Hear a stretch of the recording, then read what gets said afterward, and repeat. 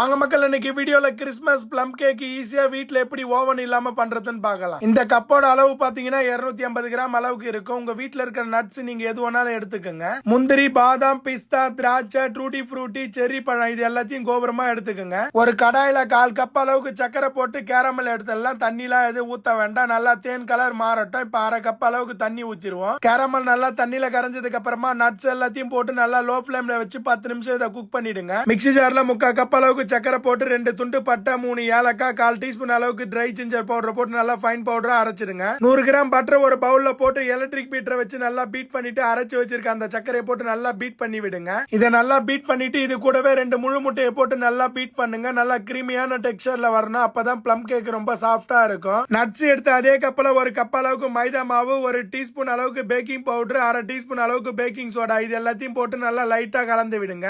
இந்த ஸ்டேஜ்ல electric beater use பண்ணக்கூடாது. இது போல ஸ்பேச்சுலா போட்டு ரொம்ப ஜென்டிலா கலந்து விடுங்க. ரொம்ப வேகமா அடிக்க கூடாது. கேரமல்ல குக் பண்ண அந்த ட்ரை ஃப்ரூட்ஸ் நல்லா ஆறி இருக்கு. அதையும் போட்டுட்டு 1 ஸ்பூன் அளவுக்கு வெண்ணிலா எசன்ஸ் ஊத்தி நல்லா ஜென்டிலா கலந்து விடுங்க. இது போல உங்க வீட்ல மோல்டு இருந்ததுன்னா அதுல பட்டர் அப்ளை பண்ணிட்டு அதுக்கு மேல பட்டர் ஷீட்டை போட்டு அதுக்கப்புறமா இது போல மிக்சர் போடுங்க. நான் டைரக்டா அலுமினிய கப்ல போட்டுடுறேன். ஒரு பாத்திரத்துல சால்ட் போட்டு அதுல ஒரு ரிங்கை வச்சு நல்லா மூடி போட்டு 10 நிமிஷம் ப்ரீ ஹீட் பண்ணிட்டு அதுக்கப்புறமா இந்த மிக்சரை வச்சு மூடி போட்டு 1 மணி நேரம் வைங்க. Plum cake ready. இதனோட அளவுகளை நான் கமெண்ட்ல கொடுத்துறேன். செக் பண்ணி பாத்துங்க மக்களே.